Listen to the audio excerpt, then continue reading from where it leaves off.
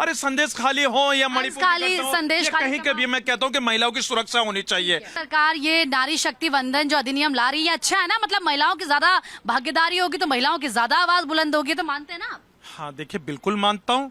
2023 में अभी जिस तरीके से बड़े भाई नसीम खान साहब ने कहा कि 2023 में ये पास हुआ, लेकिन इसको पास होने के बाद इतना समय लग गया, फिर भी 2000 होना था। हाँ 2029 का ये क्या मामला बनता, लेकिन फिर भी ये कि मेरे मुल्क के वजीर आजम ने इस बात को कहा तो हम तायद करते हैं, इस बात के लिए बिल्कुल तैयार है कि हमारी बहन बेटियों को आगे बढ़ाने के लिए आप बिल्कुल आगे लाइए। हम अपनी बहन बेटियों को आगे बढ़ाने के लिए बिल्कुल उनके पीछे खड़े हुए। नहीं, बहन बेटियों को आगे बढ़ाने के लिए बात तो करेंगे कि बढ़ाइए, लेकिन जब उसको लेकर कानून लाया जाएगा तो फिर कहेंगे इतना समय क्यों लग गया। तो अगर इतना समय लग गया तो पहले ही ले आते हैं कानून। सारी जिंदगी मुसलमान बहनों का शोषण करने वाले लोग जो चाय ठंडी दे दी पे 3 बार तलाक दे के छोड़ दिया करते थे, ये वाले लोग बड़े चले हम बहनों के पीछे खड़े हैं, हमें बहनों के पीछे खड़े रहना है। हमारी उंगली पकड़ के कभी कहा चलो स्कूल, हमारी उंगली पकड़ के इन लोगों ने कभी कहा कि कोई दर्द हुआ है, कोई तकलीफ है और आपको पढ़ाई की तरफ, स्कूल की तरफ लेके चलते हैं? नहीं, बच्चे पैदा करो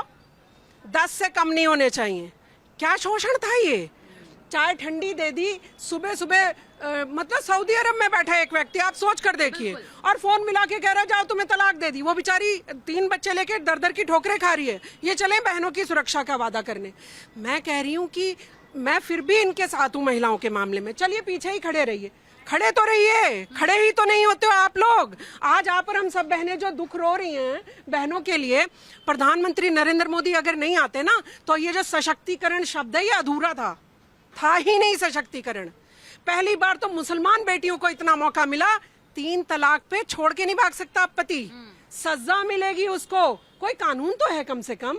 फिर दूसरी बात, चलिए हम लोग कह रहे हैं भाई महिलाओं को भाई 29 में मिलेगा, हम तो सारी बहनें खुश हैं 29 में ही, ठीक, कोई बात नहीं। कभी तो आरंभ होता है? आरंभ है प्रचंड, होगा कभी तो प्रचंड ना। 29 तक आ तो जाएंगे ना। आप लोगों से तो हमें 29,000 तक की आशा नहीं थी कि कभी आप हमें आरक्षण दे देंगे। और मुस्लिम बहनों का छोड़ो, हिंदू बहनों का छोड़ो, बहनों के नाम से इनको एलर्जी थी अपनी। इनकी कितनी महिलाएं हैं, इनकी गति पता है, उनकी दुर्गति है वहां पर, किसी को आगे नहीं आने देना चाहते, सिर्फ राहुल गांधी, प्रियंका गांधी। मैं बोल रही हूँ चलो अच्छा आप बहनों के बहुत हितैषी हो, मैं कांग्रेस पार्टी में आऊंगी, मैं समाजवादी में आ रही हूँ, चलो मुझे राष्ट्रीय उपाध्यक्ष बना दो। अध्यक्ष तो नहीं बदल सकते आप लोग, मान लिया, चलो बनाओगे?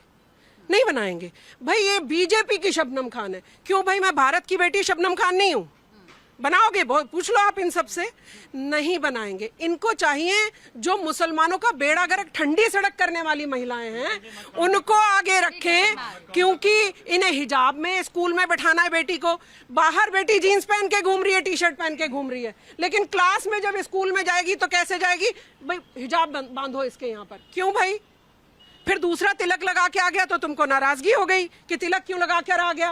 भाई जब आप हिजाब की वो लाओगे तो दूसरा तो तिलक ही लगा के आएगा, रुद्राक्ष भी पहन कर आएगा।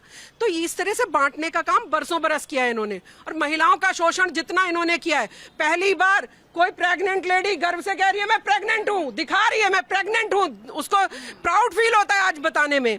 और तीसरी बात, हाँ भाई आपके पास भी आएंगे, प्रधानमंत्री नरेंद्र मोदी जी ने कहा बेटी के साथ सेल्फी डालो। आप सोच भी नहीं सकती वो कितना बड़ा मैसेज है किसी बेटी के लिए। ये सब चीजें, ये सपने में भी जो नहीं सोच सकते थे ना, नरेंद्र मोदी जी ने बेटियों को आज वहाँ शान से ऊपर बैठा दिया है। मैं आपके पास आ रही जल्दी से। अगर हम बेटियों के लिए सबसे बड़ा काम किया है मोदी जी ने, तो सबसे बड़ा आर्थिक रूप से जो ताकतवर बनाया है, 20 लाख लोन लीजिए, 2 लाख लोन दीजिए। अरे मोदी जी ने तो बेटियों को एक नई राह दे दी है। जो आर्थिक रूप से संपन्न होना सबसे बड़ी चीज है। बिल्कुल प्रीति जी, हम सुन लीजिए, प्रीति जी हम तो चाहते हैं कि जिस तरीके से हमारी सोफिया कुरैशी बहन ने पूरे मुल्क का नाम रोशन करा, व्योमिका सिंह ने नाम रोशन करा, हम तो यही चाहते हैं कि हमारी बहनें आगे बढ़े।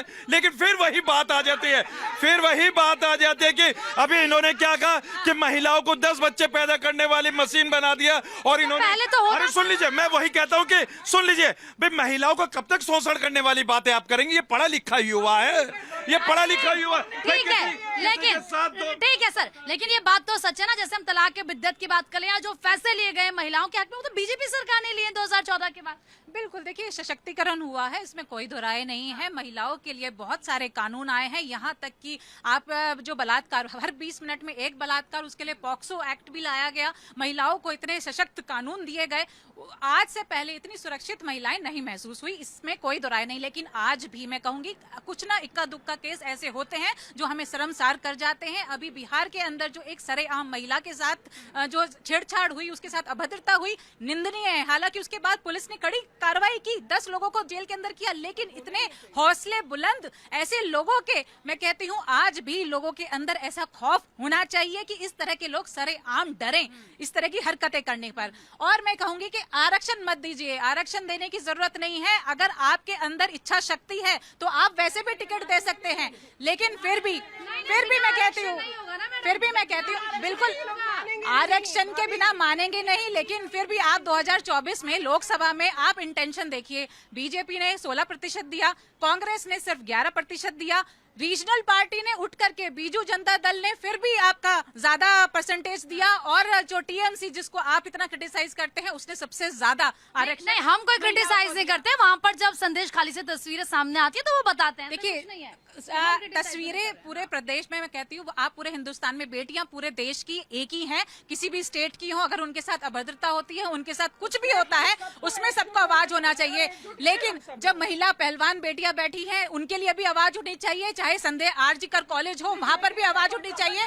इसके अंदर ये सिर्फ राजनीति से जोड़ करके नहीं देखा जाना चाहिए। लेकिन बिना आरक्षण, आ रही हूँ सर, बिना आरक्षण की कैसे? एक सेकंड, बहुत गंभीर मुद्दा उठाया है, और क्योंकि मैं मुसलमान भी हूँ इसलिए बहुत गंभीर मुझे इस पे जवाब देना जरूरी है। जो इन्होंने बोला 3 तलाक का बिल आया, यहाँ कोई वकील है आप में? हाँ, 3 तलाक में मैक्सिमम सजा का कितना प्रावधान है आप बता दें। 3 तलाक नहीं, आप बता दें। सुन ले, 3 तलाक के मुकदमे में, 3 तलाक के, सुन तो लीजिए किसी, मेरी बात हो जाने दीजिए, मेरी बात देखिए, आप इसको टेक्निकली इसको समझना चाहिए। मुस्लिम औरतें इस समय बहुत परेशान हैं इस बिल के बाद। क्यों परेशान? हाँ, क्यों परेशान? उसकी वजह है 3 तलाक देते ही,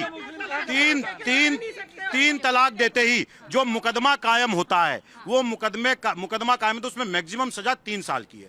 रही 3 तलाक की, एक सेकंड रुक जाइए, रही 3 तलाक की,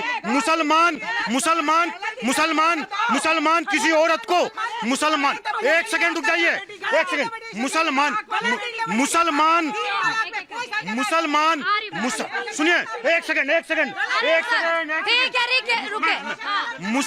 मुसलमान किसी औरत को 3 तलाक दे के छोड़ता है तो वो खलनायक है, क्रिमिनल है। लेकिन एक मिनट तलाक दिए औरत को 50 साल से छोड़ रखी है, उस मर्द का क्या होगा जिसने बिना तलाक दिए? एक मिनट, नहीं ठीक है, एक मिनट, नहीं सर, ये आप गलत बात बोल रहे हैं।